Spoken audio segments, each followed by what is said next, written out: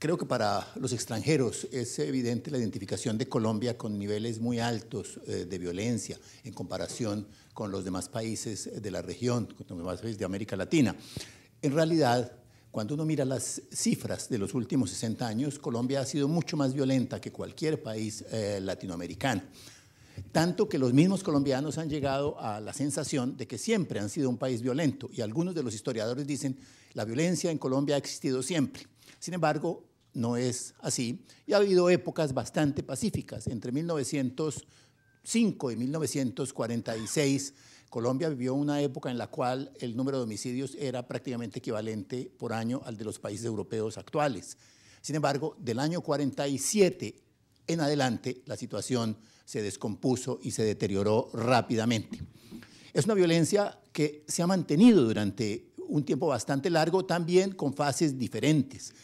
En realidad ha habido dos grandes periodos, como mencionaré más adelante, y son bastante diferentes. Sin embargo, de alguna manera unas se han alimentado en otras. Esas violencias han tenido una gran complejidad, y yo creo que si hay un ejercicio que no haya producido resultados claros en Colombia, es el esfuerzo de decenas, tal vez centenares de historiadores, de sociólogos, de analistas, que siempre se preguntan por qué se ha presentado esta situación de violencia tan extraordinaria, tan fuerte en Colombia. Es un país, como tantos, muy similar a muchos otros países latinoamericanos, con una tradición religiosa muy fuerte, con una sociedad que era desigual, que tenía pobreza, pero que no era más desigual ni tenía más pobreza que la de Brasil o la de otro de los países vecinos.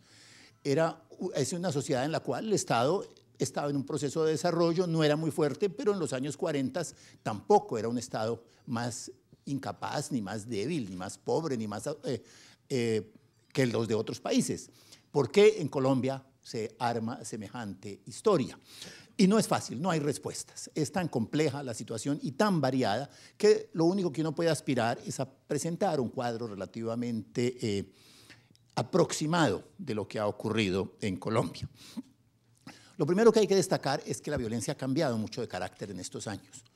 Fue primero de los años 1947 a 1957, esencialmente el resultado de un enfrentamiento entre los dos grandes partidos tradicionales, el Partido Liberal y el Partido Conservador. Un enfrentamiento en el que quienes hicieron la violencia y quienes la sufrieron fueron esencialmente campesinos. Fue una violencia rural que muchas veces no se sentía en las ciudades. Uno podía vivir en una ciudad perfectamente pacífica cuando a 50, 80, 100 kilómetros había grupos armados del gobierno conservador y de los grupos liberales que se enfrentaban y producían la muerte de muchos compatriotas. Esta violencia tuvo una gran intensidad comparativamente, tal vez para hacerlo comprensible para un país comparativamente mucho más pacífico como es la República Dominicana.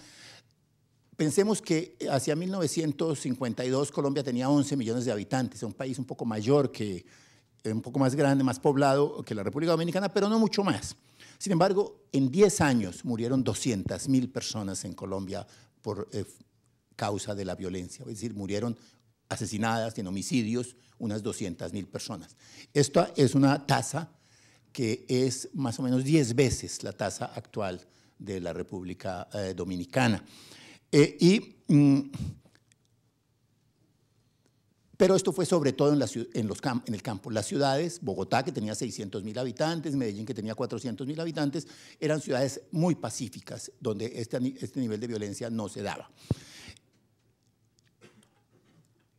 Después de los años 66 en adelante, apareció en Colombia una nueva forma de violencia, la guerrilla. La influencia cubana produjo el surgimiento de grupos armados que tenían un proyecto político de revolución.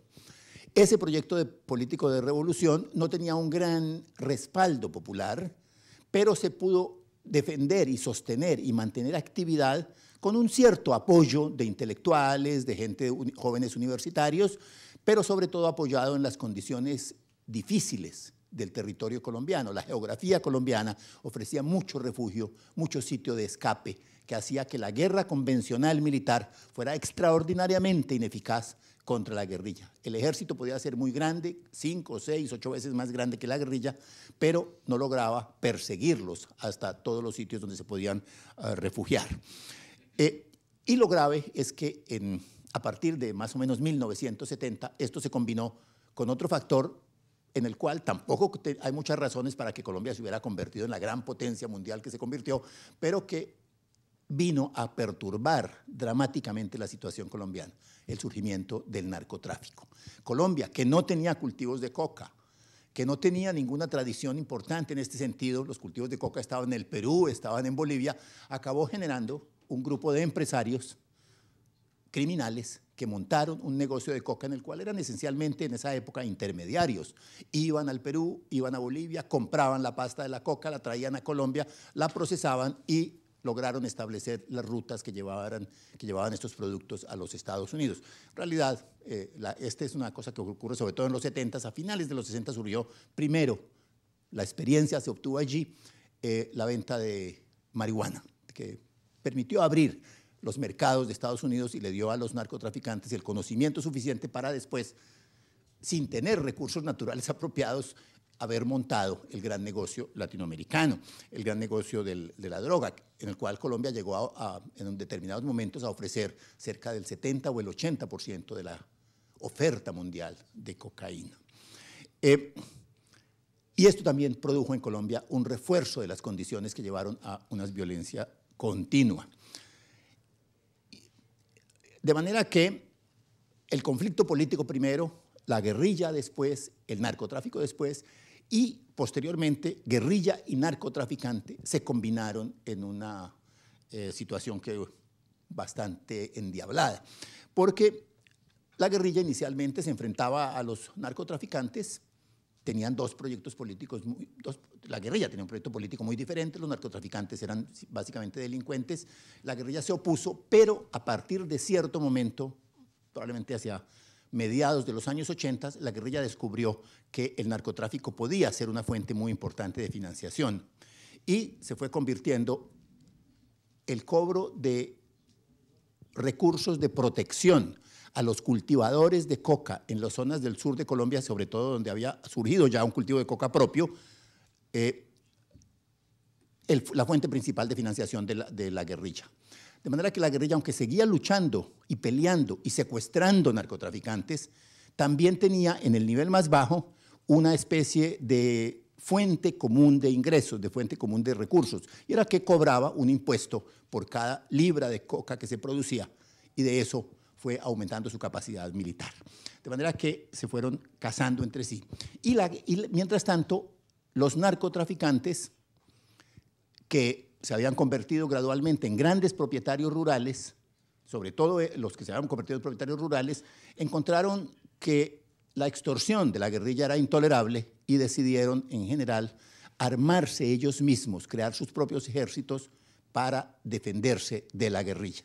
Crearon los grupos llamados de autodefensa campesina, fue el nombre que se les dio, que contaron con la simpatía de mucha gente que había sufrido también los ataques, las extorsiones, los secuestros de la guerrilla y, por supuesto, la simpatía a veces de muchos sectores del Estado, que frustrados con 15, 20, 30 años de lucha contra la guerrilla sin mayores resultados, sentían a veces que estos grupos armados que tenían estrategias similares a las de la guerrilla, que utilizaban el terrorismo rural, que cuando tenían que para sacar la guerrilla de un pequeño municipio, no trataban de enfrentarse con el grupo guerrillero, sino que trataban de asesinar a los familiares o a las personas que de alguna manera podían parecer simpatizantes de la guerrilla, o sea, trataban de atacar la base popular o social que tuviera la guerrilla. Eran muy eficientes, fueron vistos como muy eficientes por mucho miembro del Estado, y el Estado entró en cierta corrupción y connivencia con la acción de estos grupos. De manera que la situación se fue volviendo bastante de difícil control. Decía yo que hay dos grandes periodos. Realmente el primer periodo es un periodo de violencia específico ligado a un enfrentamiento de dos partidos tradicionales que se da sobre todo en el campo y en el que el gobierno central participa de una manera relativamente pasiva durante unos años y después tratando de controlar los grupos armados liberales. El gobierno conservador empezó desde los años 47 a temer muchísimo un triunfo liberal por razones que tienen que ver con el ambiente ideológico de la época, el ambiente de la Guerra Fría, el ambiente anticomunista, y por la tradición muy religiosa de Colombia. El Partido Conservador alcanzó a pensar que un triunfo liberal representaba una amenaza sustancial, no de su dominio político, sino de la civilización en Colombia, que era un triunfo de corrientes contrarias a la tradición católica, que era un triunfo del comunismo y en forma indirecta, y por lo tanto hizo todo lo posible para impedir un triunfo liberal, que era cuando el Partido Liberal probablemente tenía el apoyo más amplio, probablemente el profesor Green ampliará eso, de la mayoría de la población, sobre todo los sectores populares. Fue una acción del Estado para impedir un posible triunfo de un grupo mayoritario y una acción armada de gente de ese grupo mayoritario sin el apoyo de los grandes dirigentes nacionales. Fueron campesinos liberales los que se armaron, o pequeños propietarios liberales de localidades remotas, rurales, los que se armaron para defenderse de lo que veían como un ataque del Estado. En este proceso, un incidente fundamental fue la muerte del gran dirigente del Partido Liberal, Jorge Eliezer Gaitán, en 1948. De eso hablará el profesor Green. Después, en la segunda etapa de violencia, entre 1970 y la actualidad, en Colombia han muerto aproximadamente 600.000 personas. La cifra también es una cifra bastante elevada, que representa, aún hoy, representa una tasa de homicidios que es más o menos el doble de la República Dominicana para todo el país, pero que llegó a ser hace unos 8 o 10 años muchísimo más elevada. Llegó a ser realmente como 4 veces la de la República Dominicana. Pero ha sido una cosa además continua. Y en esa segunda época ha habido varias etapas claramente definibles. Yo voy a mencionar rápidamente los momentos cruciales. Primero, la violencia, lo que hay son esfuerzos militares por controlar a la guerrilla. Infructuosos casi siempre, aunque a veces lograban dar golpes significativos contra la guerrilla. Desde el 70 comienza el crecimiento gradual del narcotráfico. Y esto lleva a que para 1982 la sensación en el país es que el narcotráfico se está tomando la vida económica, se está tomando la sociedad e incluso la política, y por lo tanto el tema principal puede ser que hay que parar a los narcotraficantes, además porque están empezando a alimentar a la guerrilla. Y comienza una perspectiva de los sectores dirigentes colombianos diciendo tenemos que pactar con la guerrilla, hacer una negociación. La guerrilla no la vamos a acabar a punta de perseguirla militarmente y esto nos está produciendo dificultades de control rural. Lo que tenemos que hacer es terminar la guerrilla por una negociación y de esa manera podemos enfrentar el problema central, el de más largo plazo, que es el del narcotráfico. Y en el año 82 comenzó un proceso de negociación encabezado por el presidente Belisario Betancur, que condujo a unos primeros resultados, pero que tuvo una consecuencia paradójica. Y que es una consecuencia que se ha repetido 2 veces en la historia de Colombia. Al negociar con la guerrilla, muchos sectores consideraron que esta negociación era muy peligrosa, y sobre todo los sectores más cercanos a los narcotraficantes y los sectores más cercanos a las Fuerzas Armadas. De manera que los enemigos de la negociación decidieron enfrentarla tratando de reforzar la posibilidad de defensa privada.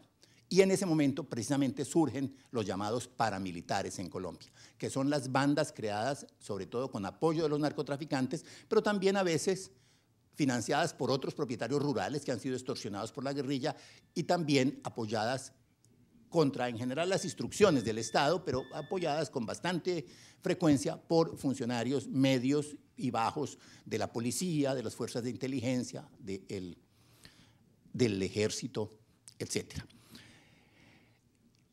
Esta negociación fracasó y aumentó los niveles de violencia aceleradamente. El fracaso de esta negociación llevó a que prácticamente se duplicara el número de homicidios colombianos de más o menos 12.000 por año a unos 25.000 por año entre el año 80 y el año 90.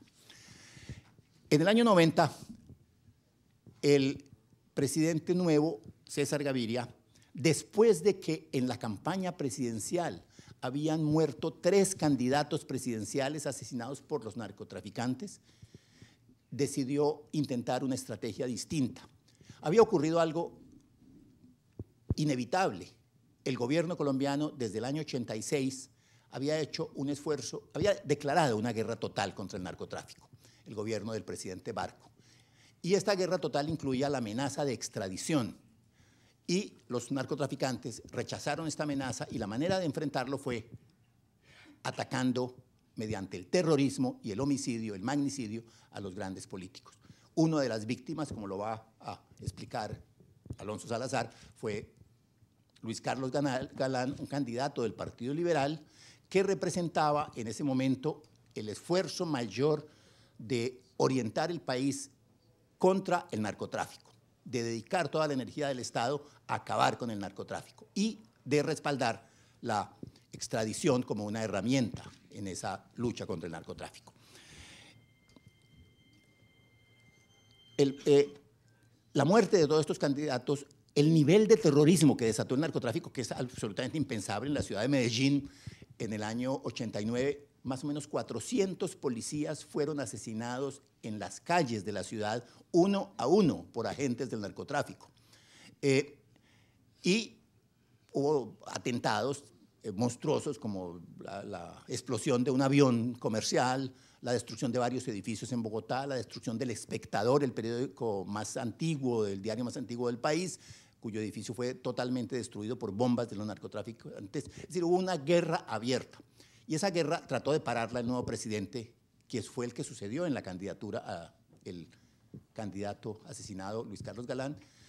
El nuevo presidente decidió negociar con los narcotraficantes, pero una negociación que no podía ser como la de la guerrilla. Era simplemente decirles, señores, ustedes tienen 2 alternativas, o seguimos acabando con ustedes y mandándolos a la extradición, o sométanse a la justicia colombiana, déjense meter en la cárcel y les vamos a dar penas no muy largas, es decir, una reducción de penas, un poco la estrategia de la negociación que es común en la justicia norteamericana, con la condición de que suspendan todo el terrorismo, de que desaparezca el terrorismo en Colombia y que suspendan sus actividades del narco. En realidad, había una negociación implícita diferente. La negociación implícita incluía el mensaje de que, bueno, ustedes pagan 5, 6, 8 años de cárcel y después podrán disfrutar sus fortunas, tranquilos, pero paren esto. Algunos aceptaron y la violencia disminuyó durante unos años, pero era una negociación muy peligrosa, como lo mostró la historia posterior, porque unos narcotraficantes fueron reemplazados por otros. Lo que incentivaba el negocio seguía existiendo. Los que se entregaron cumplieron algunos su pena, hoy son personajes que viven bien en el país, otros se fugaron, tuvieron conflictos, murieron, pero no importa, muchos nuevos surgieron y sobre todo sus mandos medios, tan pronto se entregaron los importantes, empezaron a ocupar todos los negocios que estos abandonaban. Y el narcotráfico no disminuyó en el país.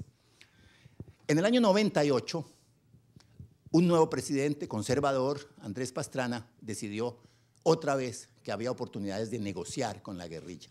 Intentó una negociación de la guerrilla que produjo un efecto todavía más grave que la primera, porque fue una negociación en la cual el país percibió que el presidente cedía a todas las presiones de la guerrilla y la guerrilla no hacía ninguna concesión real, que mientras el presidente negociaba, la guerrilla se fortalecía, secuestraba, ocupaba más y más territorios. De manera que lo que esta negociación produjo fue un doble resultado. Por un lado, que la opinión pública en Colombia, que siempre había mirado como una esperanza positiva que hubiera una negociación entre los guerrilleros y el gobierno y que hubiera una firma de paz, se volvió completamente hostil a la estrategia de negociación. Realmente hoy la opinión casi unánime del país es contra la guerrilla, lo único que se debe hacer es reforzar la capacidad militar. Pero, por otro lado, volvió a producir el mismo efecto del año 85, que en todas las zonas rurales donde la gente temía que hubiera una negociación y que de pronto estos exguerrilleros terminaran de alcaldes, de funcionarios, etc., en todas esas zonas rurales se reforzaron y se rearmaron los grupos paramilitares. Y del año 98 al 2002, la violencia colombiana se disparó a unos niveles que nunca habían existido. En el año 2001 hubo en Colombia 30.000 homicidios para un país de 45 millones de habitantes. Muchos de ellos cometidos con masacres terroristas hechas por los grupos paramilitares, que iban a un pueblo donde, por ejemplo, había algunas redes urbanas de la guerrilla y mataban 30, 40, 50 personas en una sola noche. Y esto se repetía cada 2, cada 3, cada 5 días. Fue una época absolutamente terrible. Ante este dilema, el nuevo presidente volvió a hacer una negociación, esta vez con los paramilitares, con las autodefensas. Y un poco el mensaje, la negociación fue similar a la del año 92 con los narcotraficantes. Entréguense, sométanse a la justicia, recibirán unas penas reducidas, unas penas de 4, de 6 años, de 8 años, y el gobierno suspenderá todas las demás acciones de guerra contra ustedes y permítanos hacer la paz en Colombia y permítanos luchar contra la guerrilla. Como la justificación de los paramilitares era esencialmente la lucha contra la guerrilla, había una cierta confluencia, por lo menos, de objetivos entre el gobierno y estos grupos paramilitares, y ellos aceptaron en general la negociación. Y el resultado también fue, como en la primera ocasión, muy rápido. Entre el año 2003, que se firmó la negociación, y hoy, el número de homicidios ha bajado más o menos de 27.000 a 15.000 por año. Todavía es una cifra que hace a Colombia uno de los países más violentos de América, tal vez todavía el país más violento de América Latina. Pero ya empezamos a acercarnos a lo que podríamos llamar la normalidad latinoamericana, que es una normalidad violenta, más que la de Europa o de otros países, pero es ya algo menos excepcional. Hay algunas cosas que no alcanzo a discutir y que voy simplemente a mencionar, y es que en esta disminución de violencia desempeñó mucho papel un aprendizaje que se había hecho en las ciudades, especialmente en las ciudades de Medellín, Cali y Bogotá, donde alcaldes o funcionarios relativamente con una visión compleja del problema de violencia lograron tomar medidas que combinaron la acción policial, la acción de la justicia y proyectos de tipo social para frenar y disminuir un poco la violencia, sobre todo actuando a favor o tratando de organizar, por ejemplo, proyectos juveniles para quitarle parte del recurso humano al cual recurrían fundamentalmente los narcotraficantes. Y desde el año 96, 97 hubo caídas importantes de la violencia en estas 3 ciudades, que se reforzaron muchísimo en este último gobierno, especialmente en Medellín y Bogotá. Esta caída es tal vez la que más explica el volumen total de caída en violencia en Colombia. Donde más ha disminuido la violencia es en las ciudades donde no actúa la guerrilla, pero donde había un gran saldo de violencia derivado de la delincuencia del narcotráfico. Esta situación, pues, sigue en Colombia.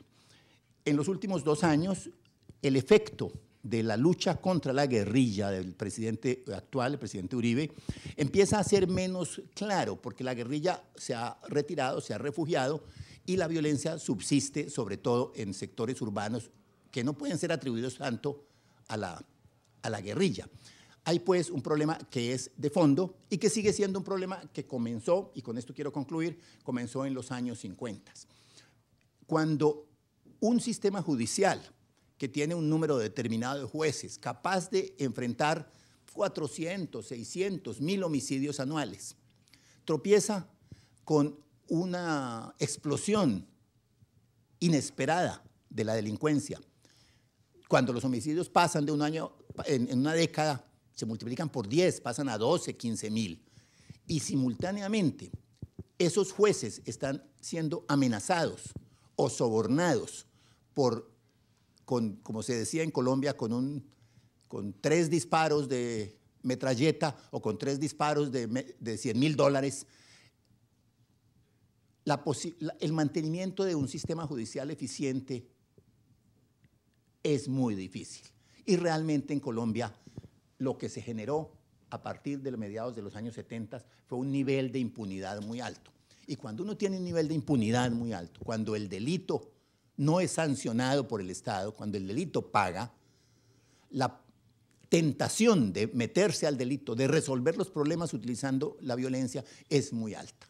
De manera que ese problema ha seguido subsistiendo en Colombia. Todavía hoy, después del eficaz gobierno de Uribe en cuanto a la lucha contra la guerrilla, todavía no se ha logrado reconstruir un sistema judicial que realmente resuelva los homicidios. De los, digamos, 20.000 homicidios cometidos hace 2 años, probablemente en este momento no están presos y condenados más de 500 responsables. Sigue siendo una situación en la que el país no tiene un mecanismo de castigo, excepto cuando coincide con 3 o 4 coyunturas favorables, cuando es un crimen cometido a la vista de todo el mundo, o cuando el delincuente, como está ocurriendo ahora, por los incentivos de este programa de negociación, confiesa sus delitos.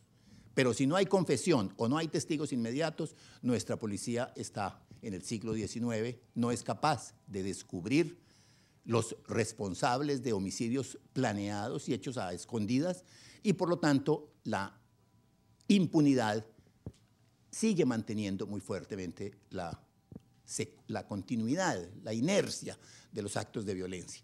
Yo creo que hoy la guerrilla en Colombia no tiene ninguna simpatía popular, casi nunca la ha tenido, o ha tenido muy poca simpatía, pero tiene unas posibilidades de sigue teniendo unas posibilidades de refugio geográfico importante.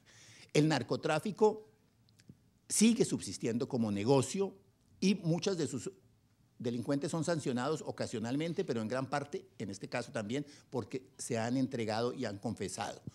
Y sobre todo hay una situación de debilidad del sistema judicial que nos va a mantener en esta situación de violencia, a pesar de los buenos alcaldes, durante mucho tiempo más. Yo creo que aquí he hecho este esfuerzo, tal vez un poco imposible, de presentar en media hora 60 años de historia de Colombia. Espero que no haya sido demasiado confuso ni demasiado acelerado, y de todas maneras, al final de la conversación podremos seguramente ampliar en los casos en que ustedes lo consideren necesario. Muchas, muchas gracias.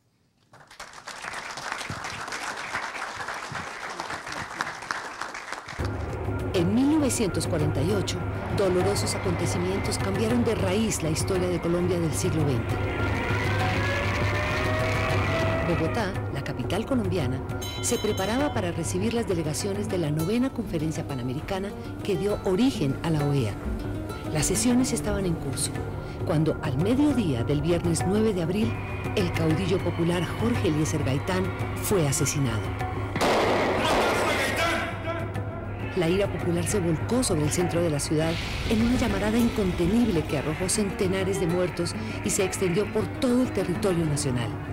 El Bogotazo, un acontecimiento que partió en dos la historia del siglo XX en Colombia, incrementando la violencia que ya se venía gestando en diversas regiones del país. 60 años después, presentamos una mirada retrospectiva sobre la memoria y los efectos de aquel magnicidio.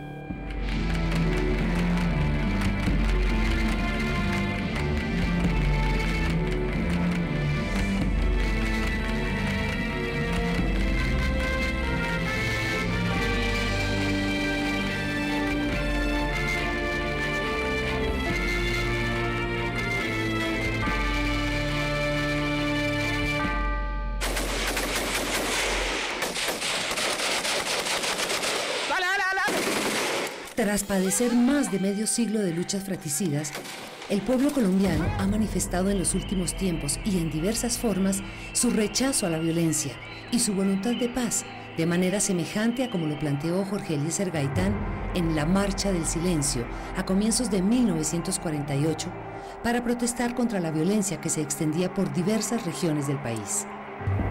Gaitán representaba una esperanza de redención para los sectores populares y su asesinato significó la muerte de una ilusión. Atención, el excelentísimo señor presidente de la República, doctor Mariano Cepina Pérez, inaugura la conferencia panamericana. Mientras las sesiones de la 9ª Conferencia Panamericana estaban en curso, al mediodía del 9 de abril fue herido de muerte el líder popular Jorge Eliezer Gaitán. Orgullo de nuestra propia raza, veneración a nuestras tumbas. Atención, atención, hoy 9 de abril de 1948. En estos momentos acaban de ser heridos el doctor Jorge Eliezer Gaitán. Mataron el padre de Colombia. Minutos más tarde, Bogotá ardía en llamas. Los principales centros de poder político y religioso quedaron convertidos en cenizas. A comienzos del año 1948, la capital colombiana se preparaba para un importante evento internacional, la realización de la 9ª Conferencia Panamericana, que daría lugar a la creación de la Organización de los Estados Americanos, OEA. Para este compromiso internacional, Bogotá cambió su cara. Se arregló la Avenida de las Américas, llamada así en honor a los países representados en la conferencia.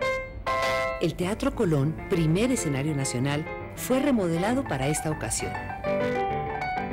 El Capitolio Nacional, edificio del Parlamento, también fue adecuado como sede de las deliberaciones. Su más reciente restaurador, el arquitecto Alberto Corradain, explica los cambios que se hicieron al interior de esta edificación. Para la Conferencia Panamericana hubo necesidad de hacer una serie de obras específicas, porque el edificio no estaba preparado para recibir tantas comisiones como las que iban a surgir en la organización de la conferencia. La conferencia de 21 naciones del continente estaba proyectada para el mes de enero, pero Argentina y Uruguay solicitaron su aplazamiento hasta que los Estados Unidos resolviera su política frente al llamado Plan Marshall para la recuperación de Europa y explicaran su actitud frente a América Latina. El propio general Marshall respondió a algunas críticas provenientes de Latinoamérica. El plan de rehabilitación de Europa requerirá la inversión de miles de millones de dólares en América Latina, siendo natural suponer que esos fondos ayudarán a los países en que se inviertan. En efecto, América Latina aportaba alimentos y materia prima que era necesario comprar para enviar a la Europa destruida. Al aclarar las inquietudes, la 9ª Conferencia Panamericana se inició el 30 de marzo de 1948. Se realiza la 9ª Conferencia Internacional Americana, convocada para resolver problemas de interés general. Las delegaciones comenzaron a llegar y de inmediato se iniciaron las sesiones en el Capitolio Nacional. La presidencia la asumió el canciller Laureano Gómez. El escritor, abogado y parlamentario Alberto Dangond Uribe explica quién era el doctor Gómez. Laureano Gómez era un personaje de primera categoría, no solo entre nosotros, sino en el panorama hispanoamericano. Y como canciller de la República en ese momento, le correspondió no solo presidir la 9ª Conferencia Panamericana, sino prepararla. Y a esa conferencia asistieron los personajes más notables de toda América Latina, porque se trataba de un acontecimiento de primera categoría en el panorama americano y en el ámbito de las decisiones de ese tiempo. Otto Morales Benítez, abogado, ministro y escritor, se refiere a los objetivos de la conferencia. Estabilizar las cosas básicamente jurídicas, llegar a un Estado totalmente democrático. Ningún Estado, por poderoso que fuera, podía tener poder político superior a ningún otro Estado. Lo que se resolvió aquí está orientado a tener las relaciones para conservar la paz en el continente. Colombia, como muchos otros países de América, contaba con dos grandes partidos políticos, el liberal y el conservador. El primero defendía amplias libertades y una mayor participación democrática, mientras el segundo se apoyaba en la tradición católica y en la defensa del principio de autoridad. La conferencia fue instalada por el presidente conservador Mariano Ospina Pérez, mientras el Partido Liberal de oposición, cuyo jefe único era Jorge Eliezer Gaitán, no fue invitado a la conferencia. La no invitación a Gaitán seguramente tiene mucha vinculación con los desventurados acontecimientos que sucedieron después, porque si Gaitán hubiese sido invitado a la Conferencia Panamericana, quizá el ambiente y el panorama hubiese sido completamente distinto y los sucesos del 9 de abril no habrían tenido el cariz desventurado, creo yo, que tuvieron.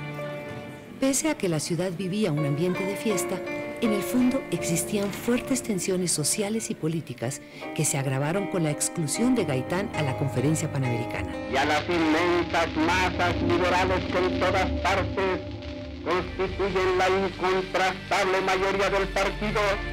Mientras la conferencia seguía su curso, el 8 de abril Gaitán logró un importante triunfo profesional como abogado penalista al obtener la libertad de Jesús Cortés, teniente del ejército, cuyo caso se había convertido en un escándalo público al dar muerte a un periodista por supuestos ultrajes al honor militar. Absuelto el teniente Cortés, emotiva defensa del abogado Jorge Eliezer Gaitán, quien salió en hombros del despacho judicial. En la mañana del 9 de abril, Gaitán recorrió los espacios de su casa de habitación como tantos otros días,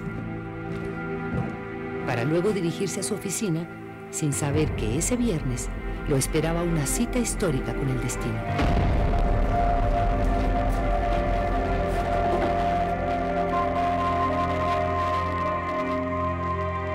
Ya en su oficina, hacia el mediodía, Gaitán salió con un grupo de amigos con quienes se dirigía a almorzar al restaurante del Hotel Granada, que quedaba al frente y donde se hospedaban varios de los delegados a la Conferencia Panamericana. Unos minutos después de la 1 de la tarde, un hombre hizo 2 disparos a la espalda de Gaitán, quien cayó gravemente herido. Una versión del periodista Jorge Padilla, quien lo acompañaba, sostiene que Gaitán salió del edificio y el asesino que se encontraba esperándolo al lado de la puerta disparó contra él. La segunda versión, dada por Plinio Mendoza Neira, quien iba a su lado, señala que el asesino estaba de frente. Gaitán alcanzó a verlo empuñando el arma y giró el cuerpo para regresar a la oficina. Y fue allí cuando recibió los disparos. Yo he escrito sobre el gaitanismo y por eso soy más experto en el movimiento que el asesinato. Pero el asesinato había terminado el movimiento y por eso tenemos que pensar en sus consecuencias. Hoy voy a hablar de este momento clave en la historia de Colombia. También voy a leer mi ponencia porque no quiero perder mi sendero en la oscuridad de mi falta de práctica de español al momento. Bueno, Jorge Eliezer Gaitán lleva muerto más de medio siglo, pero su nombre continúa despertando fuertes emociones entre los colombianos.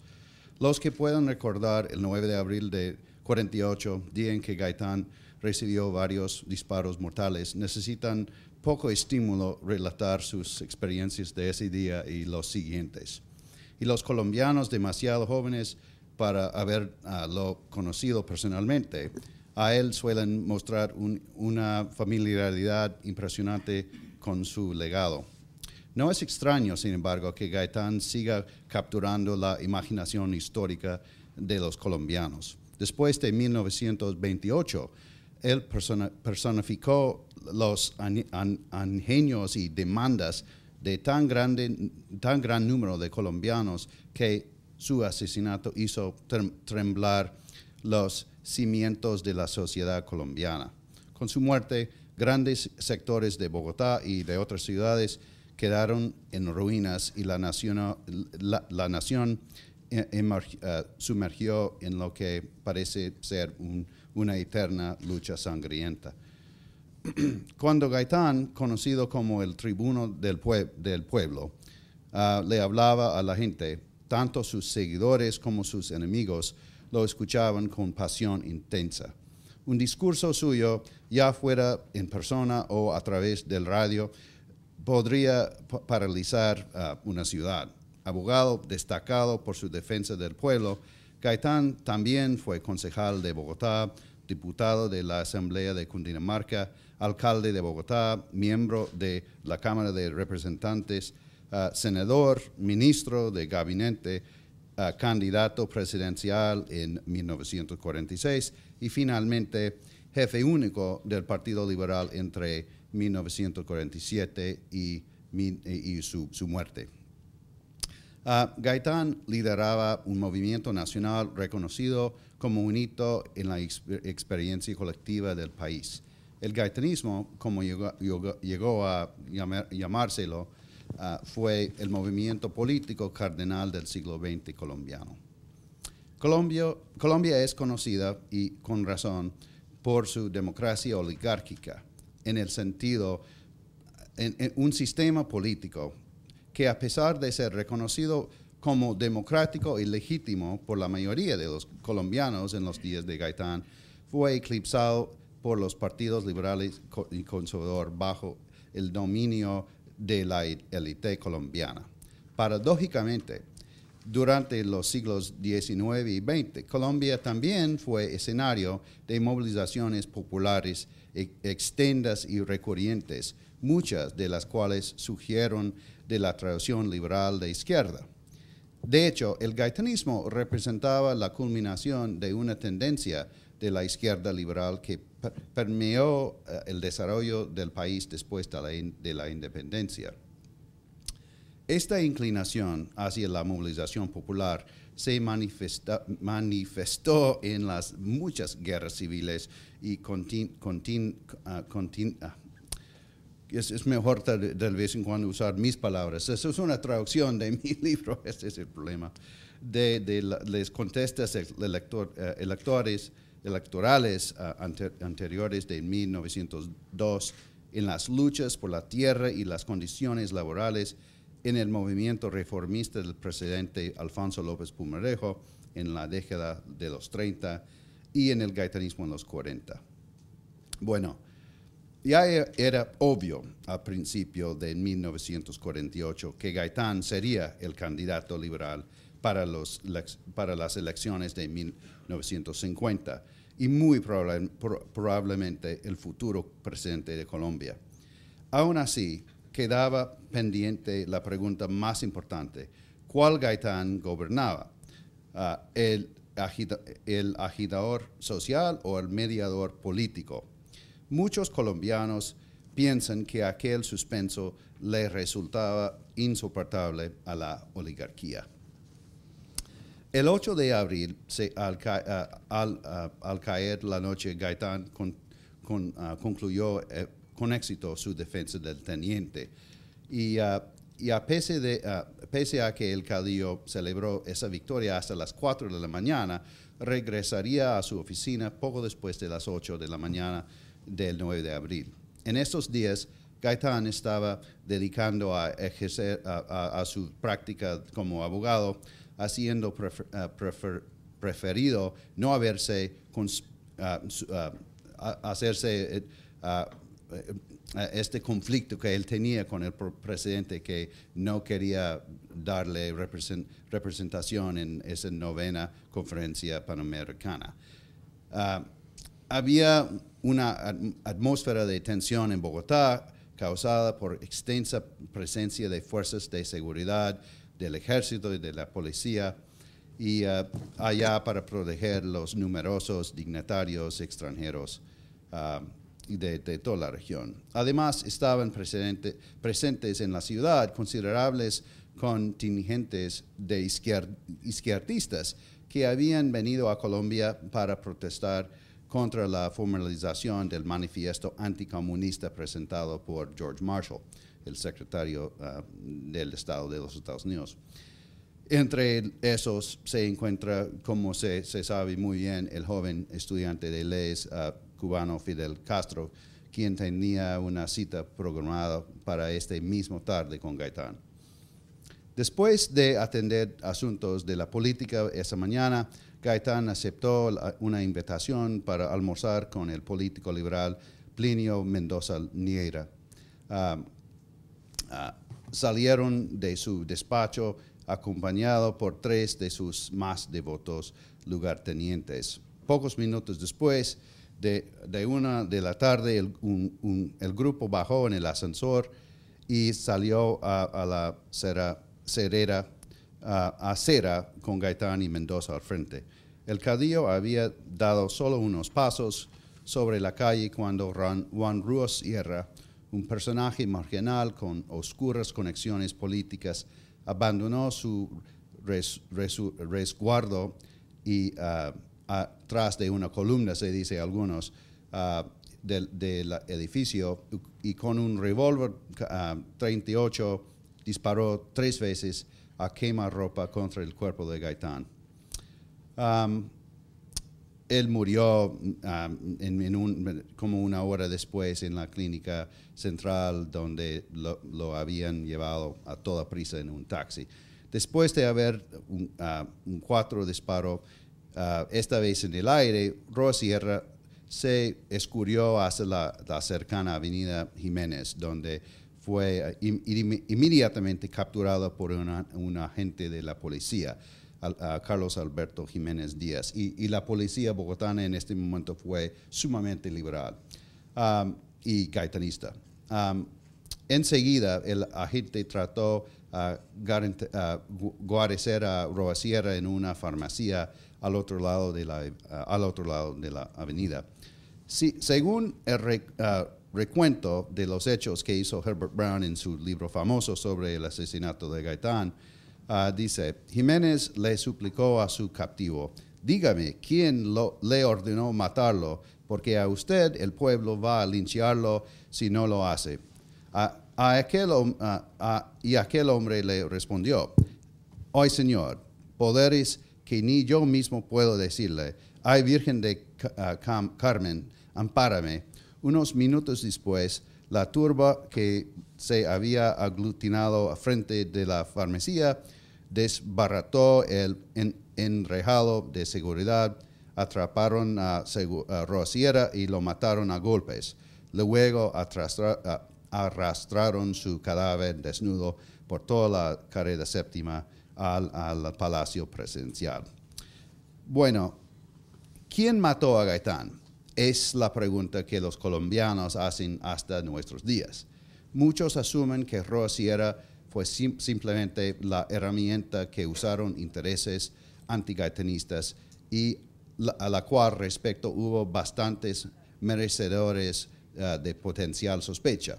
Ante esa pregunta fue muy poco lo que pudo hacer a su vez Herbert Brown, pese a que su libro se concentró en los efectos que produjo el asesinato por sí mismo.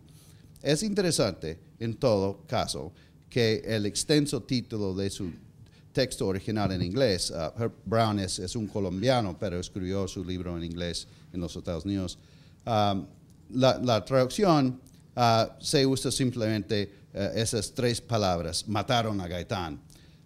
Fue el grito que se oyó por toda Colombia el 9 de abril y en los días siguientes.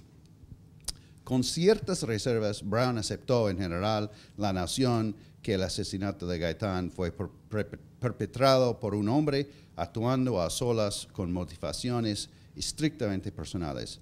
Aunque tal conclusión puede debatirse, es indudable que Brown actuó con sabiduría al mantenerse respetuosamente apartado de los riesgosos tremendales inherentes a las teorías de conspiración.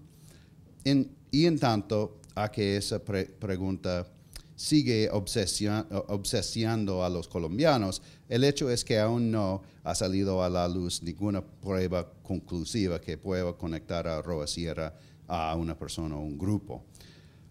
Pero pese a todo, aunque hubiera o no hubiera habido terceros tras el fatal atentado, no hay duda alguna en cuanto al impacto que tuvo. Puso fin al más largo periodo de desarrollo político pacífico que había vivido hasta entonces Colombia. En realidad no había violencia en Colombia en los 30 y los 40. Bueno, desde el principio del siglo hasta 1946. Y también aniquiló en gran parte la legitimidad de su linaje gubernamental y alteró de lleno el entorno político que habría de prevalecer en el país durante las décadas venideras. Colombia es tristemente distinguida como uno de los países más violentos de toda América Latina, como hemos oído esta noche. Esa reputación se generó durante el periodo posterior a la muerte de Gaitán, en que los colombianos llaman simplemente la violencia. Hay varios historiadores que hablan ahora de la segunda violencia o la continuación de la violencia, pero historiadores normalmente hablan de este periodo entre, depende en quién hablamos, 1946 o 47 o 48. Yo prefiero el momento en que la violencia empezó alrededor de las elecciones de 46. Y también nadie está seguro exactamente cuándo terminó. Fue en 1966 o 67 o antes de 65. Pero más o menos en los años en que empezaron los guerrilleros llamarles las FARC. Pero esta época de la violencia podemos dividir en 5 etapas más o menos. Y la primera empieza con las elecciones presidenciales, especialmente con este choque entre el establecimiento liberal, que los liberales tenían poder, y este candidato rebelde que Gaitán fue. Él fue candidato independiente liberal. Y entonces, en la época después, inmediatamente después, en el momento del Bogotazo, aunque uno puede hablar de levantamientos en varias ciudades, no solamente Bogotá. Y entonces la época más fuerte de la violencia que dura hasta 53, y entonces entre 53 y 58, debajo del gobierno militar de Rojas Pinillas. Y también uno puede hacer una distinción porque había una elección en 50 en que había casi ninguna participación liberal, en que Laureano Gómez llegó a ser presidente en una elección que no fue en comparación a todos los que habían en los últimos 50 años, no había ninguna legitimidad. Entonces, había en 58 una amnistía general, yo creo que sí, 58.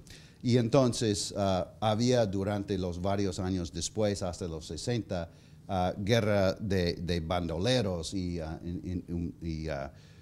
Pero uno no puede hablar de una terminación estrictamente de la violencia. Bueno, por eso la violencia es entre los procesos más confusos de toda la historia de América Latina. Pero de cualquier modo, como se vea, la propagación de la violencia tuvo un papel incontestable en el entorno político nacional. En esencia, les aceptó un golpe mortal a las movilizaciones populares gaitanistas en pro de la democracia. El hecho es que la primera oleada de la violencia le dio antes de los comicios de 46. Y también no hay duda de que para entonces el gaitanismo como movimiento fue decapitado por el asesinato de Gaitán. Al perder su punto focal, el movimiento terminó consumiéndose en las endémicas luchas regionalistas y partidistas típicas de la historia colombiana. Y al fin de cuentas, la violencia acabaría por encarnar un proceso en que una desesperada y peligrosa revolución de la izquierda liberal fue a la larga repelida por un contraataque de la oligarquía liberal y conservador, el que, a pesar de ser exitoso, tendría consecuencias funestas. Así es que, además de haber sido decapitado en los años posteriores de 1948, el gaitanismo vería como despedazaron su cuerpo y a la par con ello se mutilaba la legitimidad del sistema político colombiano. El movimiento fue finalmente derrotado y las victorias políticas de los gaitanistas cayeron en el olvido de la violencia, solo que a un grave y perdurable costo para la sociedad colombiana. Y a pesar de todo lo ocurrido, es claro que el gaitanismo no fue de ningún modo un movimiento endeble si se tenía en cuenta que mitigar su fuerza como una movilización popular requirió más de 2 décadas de represión armada. Gracias. Las encuestas señalaban a Luis Carlos Galán como el más probable vencedor en las elecciones presidenciales colombianas de 1990. Para cerrarle el paso, fue asesinado por medio de un complot entre narcotraficantes, políticos y agentes del Estado. Impacta 2 veces en el chaleco y 3 veces en el área ilíaca izquierda. Pablo Escobar crea un odio visceral contra Luis Carlos Galán. Escucho un alboroto de mucha gente corriendo por un corredor hacia las salas de cirugía. Los narcotraficantes asesinaron a Galán y el Estado colombiano lo dejó matar.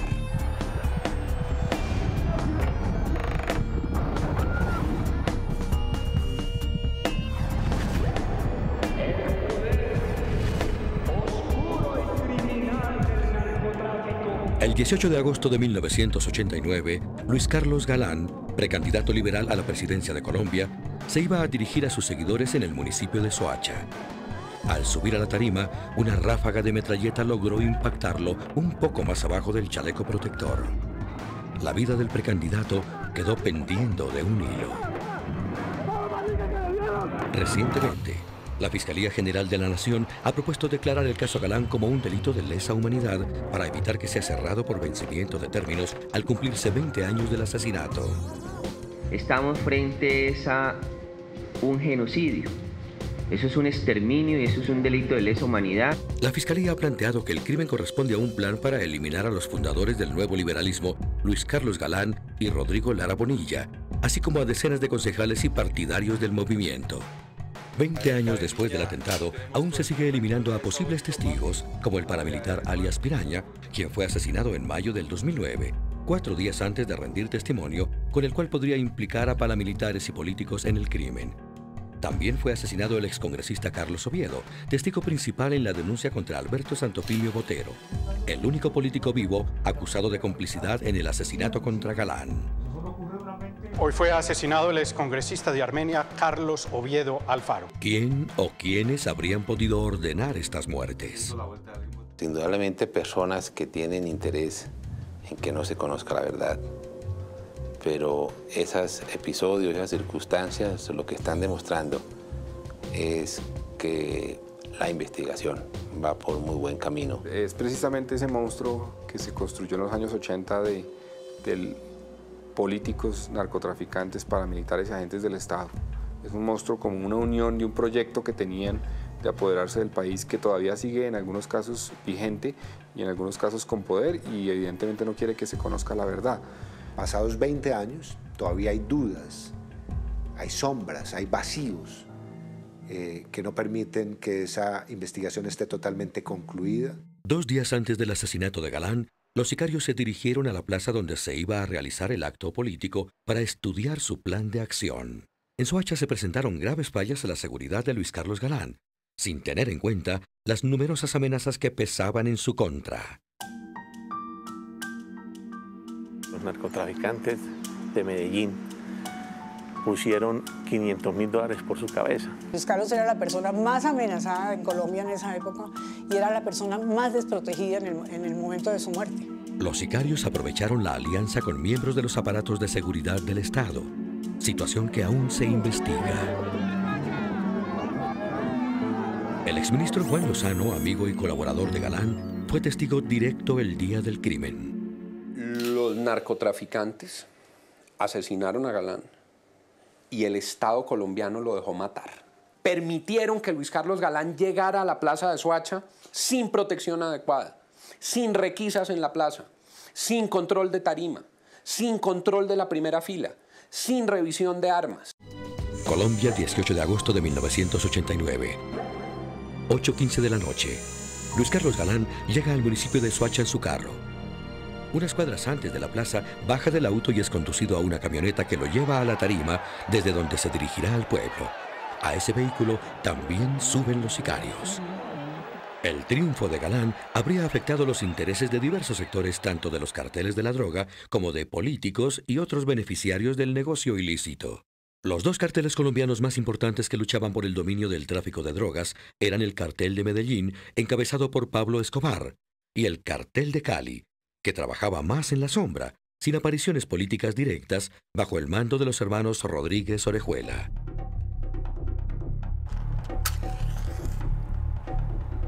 El atentado contra la vida de Luis Carlos Galán fue orquestado por una compleja organización que planeó cada uno de sus pasos y cuyas ramificaciones y agentes aún no se han esclarecido del todo.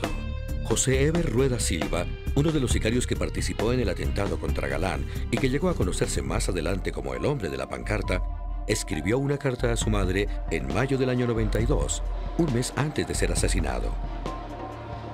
Si llegado el caso me asesinan, ya que soy la última persona que me encuentro detenida, porque a casi todos mis compañeros los han asesinado por estar comprometidos en el caso Galán, dejo este escrito para que mi mamá, Lila Silva, lo entregue a la justicia en el caso de que no alcance a confesar ahora en julio que empieza a funcionar la fiscalía. En su carta, Rueda Silva relataba los pormenores del plan contra Galán. Nos devolvimos para Bogotá a cumplir la orden de los patrones de hacerle inteligencia al doctor Galán, y al poco tiempo se nos pegó otro combo tras el mismo objetivo. Luis Carlos Galán provenía de una familia liberal de Bucaramanga y desde muy joven se interesó por la política. Su hijo, Carlos Fernando Galán, relata los primeros pasos de su padre en actividades públicas. Cuando tomó la decisión de hacer política consideró lo siguiente, y es que él le habían inculcado una vocación de servicio en cierta forma, de trabajar por la comunidad y que su vida solo se sentiría realizada si trabajaba por los demás. En 1970, Galán fue nombrado ministro de Educación cuando solo contaba con 27 años. En 1972 tuvo el cargo de embajador en Italia y a su regreso a Colombia se dedicó de lleno a la política y ocupó una curul como senador de la República. En 1979 fundó el Nuevo Liberalismo. Las tesis del Nuevo Liberalismo se concentraban en lo político, en la profundización de la democracia, en la búsqueda de transparencia en el quehacer político y la financiación de la política, en la incorporación de los criterios de participación de la base ciudadana en los esquemas electorales. Cuando trabajaba como periodista en el diario El Tiempo, conoció a Gloria Pachón, con quien contrajo matrimonio en 1971. Hubo un acontecimiento, o varios acontecimientos, que lo llevaron a preocuparse fundamentalmente por los problemas del narcotráfico. Él insistía que lo grave del narcotráfico era el poder corruptor que esos dineros generaban en una sociedad. Y era un poder que estaba en posibilidades, por la cantidad de dinero, de infiltrar todas las instituciones y desviar evidentemente el ejercicio de las instituciones ya no en favor de los ciudadanos, sino de esos intereses particulares ilegales. Desde finales de los años 70 el narcotráfico comenzó a influir en los diversos aspectos de la vida colombiana. En la política, en la economía, con la compra de terrenos, la creación de empresas de fachada y el lavado de activos, y también en la infiltración de las organizaciones del Estado. Por eso, Luis Carlos Galán decidió emprender una lucha sin cuartel en su contra. Instrumento político al servicio del destino de Colombia. Se echa en hombros la lucha contra el narcotráfico y contra los narcotraficantes. El 17 de febrero de 1989, Pablo Escobar, Gonzalo Rodríguez Gacha y algunos de sus aliados se reunieron para planear el asesinato del precandidato.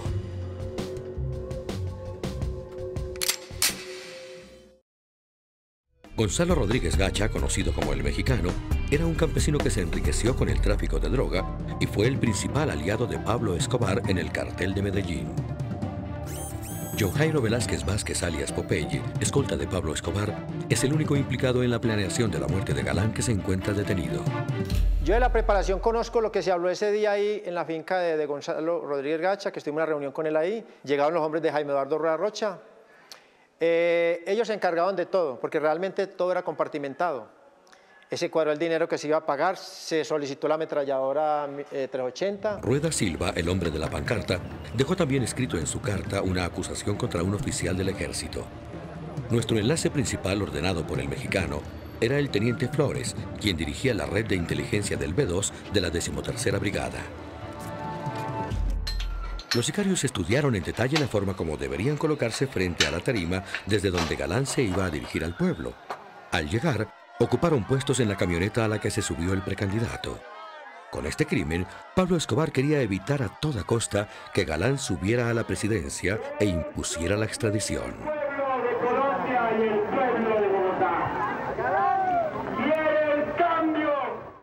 El periodista Jorge Cardona explica las razones de la violencia generada por Escobar.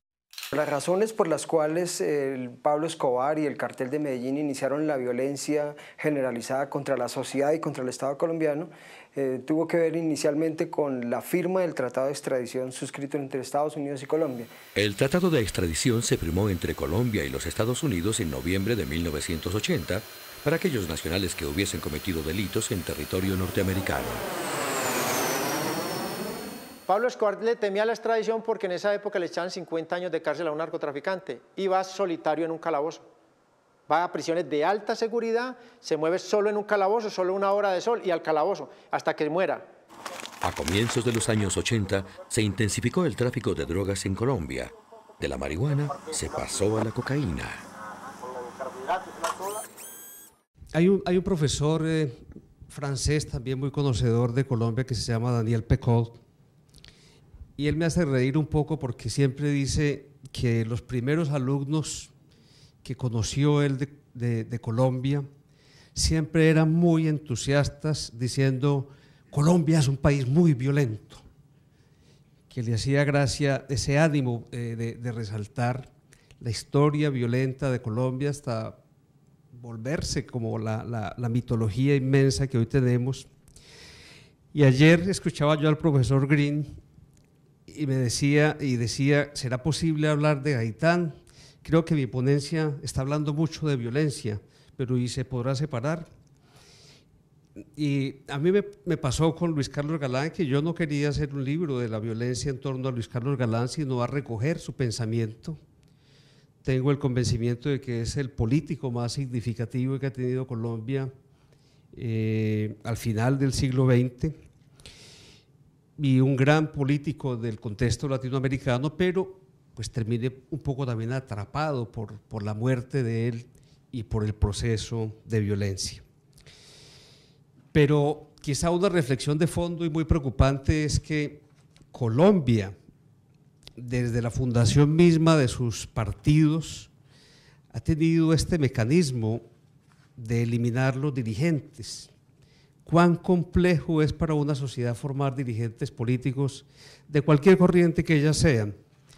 Y en el siglo XIX, los liberales y los conservadores se dieron muchas guerras civiles y muertes selectivas y masivas, y 6 de los fundadores de esos partidos fueron asesinados: Ospina, Caro y Arboleda del conservatismo, Obando, Mosquera y José María Samper del liberalismo. Y en el siglo XX, los líderes más significativos de la izquierda, este gran líder liberal, Luis Carlos Galán, y el líder más significativo del conservatismo fueron asesinados. Es una pregunta compleja. Dice don Jorge Orlando Melo, él que es excelso historiador, que ya no sabe muy bien qué explicaciones tener, pues mucho menos las podrá dar un periodista que es mi oficio. Pero sí quiero llamar la atención en cuanto que la muerte de Galán muy anunciada por demás, no está descontextualizada en la misma campaña y en el mismo año de la muerte de Carlos Pizarro León Gómez, el dirigente recién reinsertado del M-19, de la muerte de Bernardo Jaramillo, un líder que venía destacándose en la izquierda en una crítica muy abierta a la lucha armada, de José Antequera, otro líder también del Partido Comunista. Y Colombia ha perdido allí a unos dirigentes extraordinarios, y lo que le pasa a Colombia cuando pierde a estos grandes dirigentes es que le toca volver a reinventarse un poco. Ese es uno de nuestros dramas. En el año 1982, Luis Carlos Galán hizo un discurso en la plaza principal de la ciudad de Medellín, la Plaza de Berrío, y en ese discurso expulsó al señor Pablo Escobar de su campaña política a la presidencia.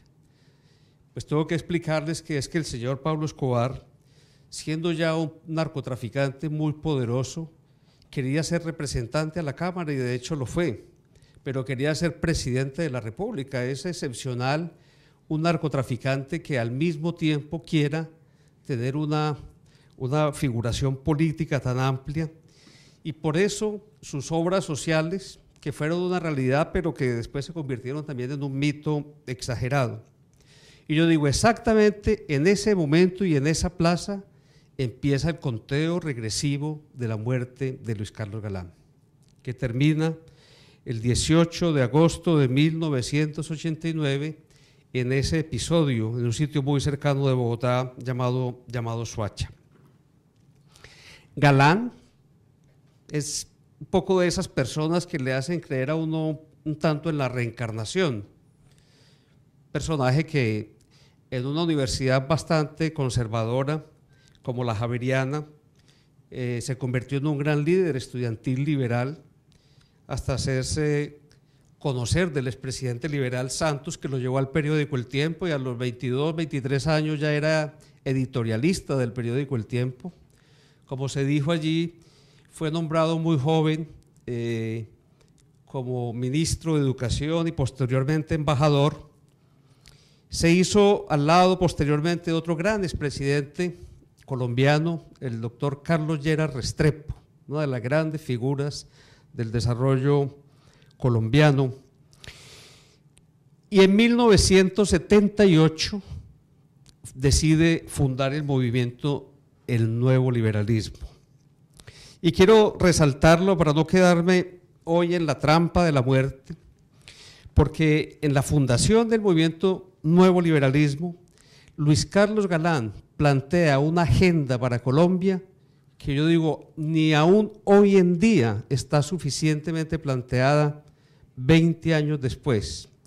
Una agenda en la que él aborda el tema de la diversidad regional colombiana, se plantea el dilema de Estado versus territorio. Él acuñó una frase de decir, tenemos mucho más territorio que país, y se refería al tema de la hegemonía de Estado tan ausente en la historia colombiana. Planteó el tema de la mujer, 1978, el tema de la agenda del medio ambiente, el de la internacionalización, el tema de la ética y lo público. Ojo, Luis Carlos Galán se granjeó la enemistad de una buena parte de la clase política porque empezó a dar un debate muy fuerte sobre lo que hemos denominado en Colombia siempre los caciques y el clientelismo, y proclamaba la necesidad de un Estado independiente de las presiones de las grandes compañías y de los grandes grupos de poder, como una reivindicación de lo público. Eso estaba meridiano en su discurso. Ahora, ¿qué sucede? Que a Galán en ese incipiente movimiento se le atraviesa esa sombra del narcotráfico. Él empieza siendo concejal de la ciudad de Bogotá, pero ya en 1982 hace su primera candidatura presidencial y logra ser un fenómeno político porque obtiene más de 700.000 votos. Pero su drama empieza con la muerte de su gran compañero de lucha, el ministro de Justicia. A veces, por fortuna, uno sufre un poco de amnesia, ¿no? Porque cuando recapitula y uno vuelve a pensar qué es lo que ha pasado en Colombia, pues es que ha sido de espanto. Entonces el ministro de Justicia, Lara Bonilla, y posteriormente el ministro Parejo, a quienes los narcotraficantes mandaron a perseguir hasta Hungría, que sobrevivió de milagro, que era otro copartidario, pero también intentaron asesinarle a un concuñado, Alberto Villamizar. Y Galán va emergiendo como un líder político extraordinario, de una gran formación intelectual. Él tuvo un padre que se esmeró mucho en su formación, una formación también como medio mística, medio esotérica, muy influenciado por Teilhard de Chardin. Parece que su padre por ahí a veces intentaba hacer contactos con mundos más lejanos que los nuestros, y siendo presidente de la empresa colombiana de petróleos, usaba por ahí algunas cosas de brujas y péndulos para encontrar petróleo. Yo creo que no le fue tan bien porque hasta hace muy poco tiempo penábamos por petróleo en Colombia, pero era un ser muy particular, don Mario Galán. Y ese Galán emerge como un gran orador, un hombre formado y un hombre de una tenacidad que se enfrenta en el Parlamento a lo largo de los 80 con todos esos enemigos de la clase política, los enemigos por ser del sistema clientelista tradicional y los que ya se hicieron enemigos por estar aliados con los sectores del narcotráfico. Y eran de dos tipos. Uno, los seguidores del señor Pablo Escobar. Ya lo vemos, desafiante. Él no tenía límite, era un megalómano, un hombre que en la ciudad de Medellín asesinó a un alcalde, asesinó a un gobernador, asesinó al comandante de la policía, más de 700 agentes de la policía, el procurador secuestró al que fue presidente posteriormente, Andrés Pastrana, un hombre desmedido, absolutamente desmedido, que terminó sometiendo un poco al Estado colombiano. Cuando el profesor Jorge Orlando Melo habla de la política del presidente Gaviria de sometimiento de los narcotraficantes, podría uno en alguna medida decir, Pablo Escobar somete al Estado y pone unas reglas de juego y luego él mismo las burla, porque él es un hombre que no es capaz de controlarse a sí mismo, es un hombre muy tanático. Pero el otro modelo era el del cuerpo ajeno. Le dicen ahora en Colombia a una nueva generación de políticos también, que era el modelo de los narcotraficantes de Cali, que no tenían figuración pública y no les interesaba, pero financiaban una buena parte de la clase política. Ambos modelos terminaron reventando al país en distintos momentos. Este texto, Profeta del Desierto, pues desde luego se lo voy a dejar un poquito como venganza aquí al presidente Leonel. Se refiere un poco a que no hay un aprendizaje suficiente tal vez en la historia colombiana, en nuestra sociedad, y cuando creemos que ya hemos llegado a un punto límite, suceden otras experiencias, lo que haría pensar que toda esta prédica, por ejemplo, de Luis Carlos Galán, haya sido inútil, yo no lo sé. Pero yo quiero resaltar el siguiente aspecto.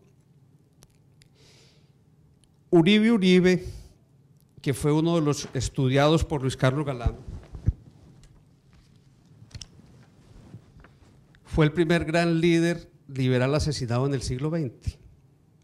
Rafael Uribe había sido un guerrero terrible, pero hijo de un padre guerrero. Tan guerrero era el padre del general Rafael Uribe, que a otro hermano de él que se llamaba Heraclio le decía, vaya otra vez al frente de batalla, usted no tiene cicatrices, usted todavía no es un hombre, usted todavía no es un verdadero liberal. Y entonces la política estaba asociada a la guerra y a las marcas de la guerra. Llegaron a las batallas impensables y tan extenuantes como la de Santander. ¿Cómo se llama el sitio ese, Jorge Orlando? Palo Negro.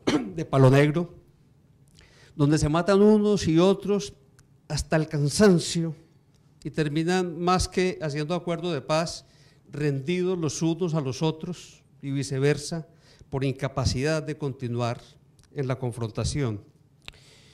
Se convierte Rafael Uribe Uribe en un hombre importante para el tema de la paz, en un profeta de la paz. Y lo asesinan. ¿Y quiénes lo asesinan? Como se dice en los términos militares, muere por fuego amigo. Un sector del Partido Liberal asusa a unos trabajadores que terminan partiéndole su cabeza con un hacha, una muerte muy cruel.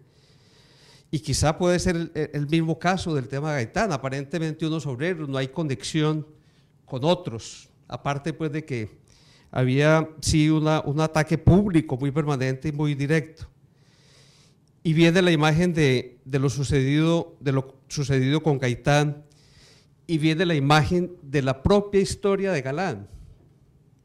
Se detienen a cerca de 15 personas. Una de las muestras de esa complicidad de sectores del Estado es que llegan y detienen 15 personas que a los 2 años tienen que liberarlas absolutamente a todas porque la hicieron para desviar la investigación.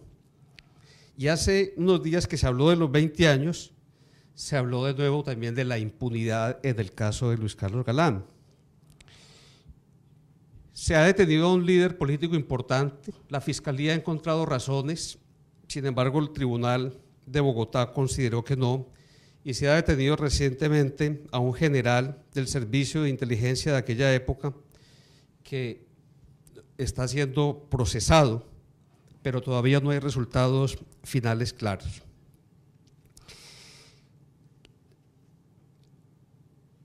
La ciudad de Medellín tiene pues un poco esa marca de haber sido la ciudad desde donde surgió la condena y de donde surgieron una buena parte de los sicarios que asesinaron a esta dirigencia política. Por aquí está el señor embajador, yo no lo había visto, me da mucho gusto, general. El general Mario Montoya, que ese sí sabe de historia y de Medellín y de todo lo que les estoy contando. La ciudad de Medellín tiene un poco esa desgracia. En algún momento se quiso hacer homenaje, por ejemplo, a otro asesinado por sicarios provenientes de Medellín, el director del periódico El Espectador. Y era tan insensato el señor Pablo Escobar que mandó a dinamitar en 2 ocasiones esos monumentos. Es decir, el hombre era implacable. Y generó en una ciudad como la nuestra una cultura de la violencia, que yo siempre he definido como una cultura que es al mismo tiempo atávica.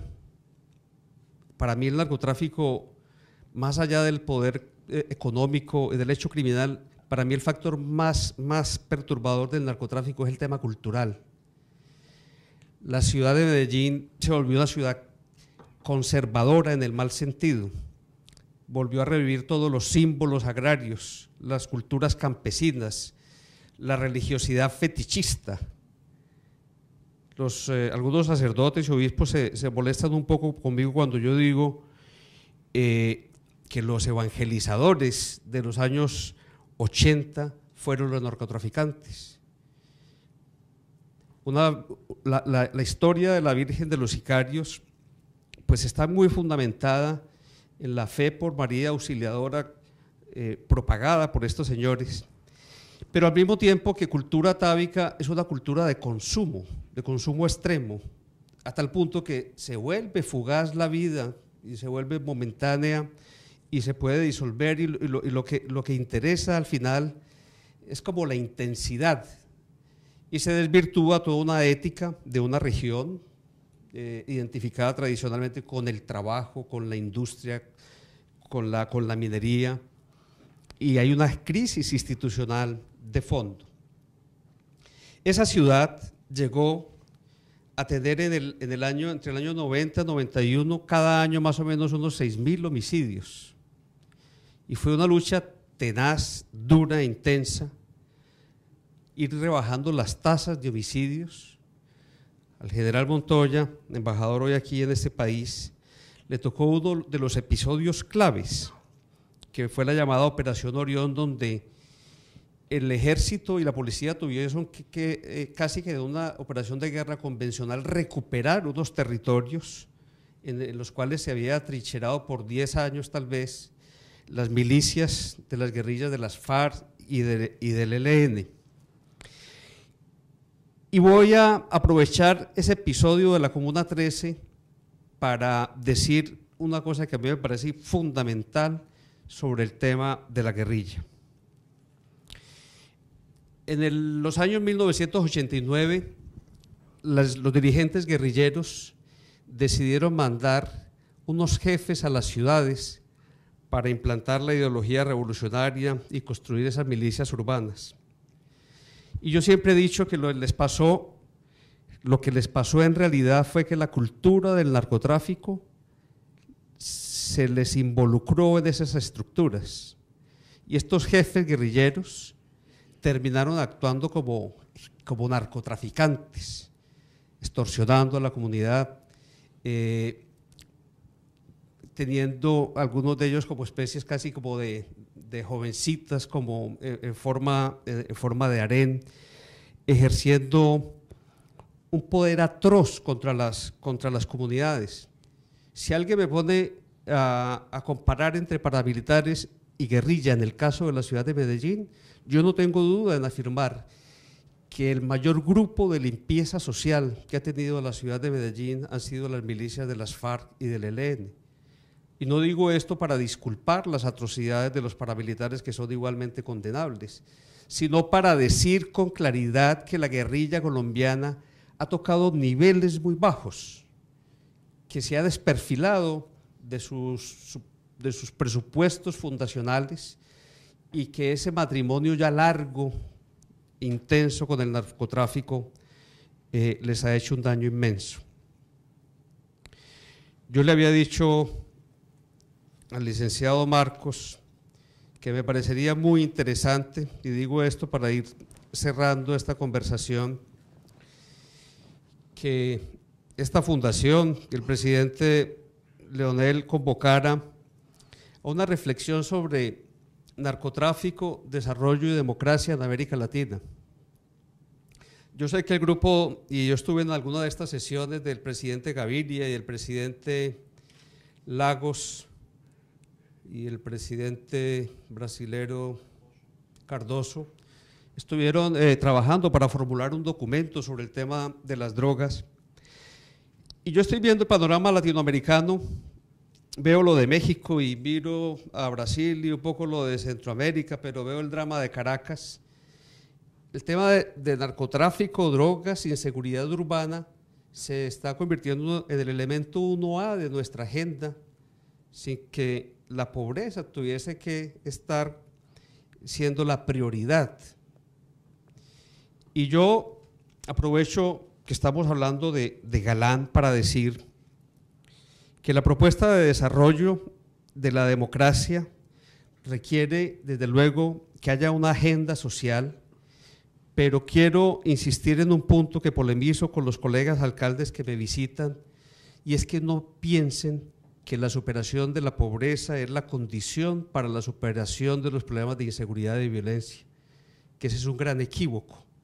Y Galán lo tenía muy claro cuando sabía diferenciar los diversos tipos de violencia y se abría a un paquete de opciones en los cuales aún en su tiempo ya planteaba las negociaciones con la guerrilla. Ojalá una mirada comprensiva del panorama colombiano, menos apasionada que la de nosotros mismos, gestada en centros de pensamiento como este, nos puede ayudar a encontrar caminos dentro de los cuales esa negociación quizá no esté aún descartada de manera definitiva y quizás sea necesaria, pero sobre todo tendría que ser una mirada y un acompañamiento que nos ayude a comprender mucho más el sentido de la democracia, de sus reglas y de sus compromisos. Los colombianos tenemos inteligencia y tenemos mucho entusiasmo y capacidad de transformación, pero yo últimamente ando pensando, señor presidente, que a los colombianos nos falta también que nos acompañe, y me gusta mucho que usted ya le haya hecho buenos gestos a nuestro país y a los vecinos también. Buenas noches, muchas gracias.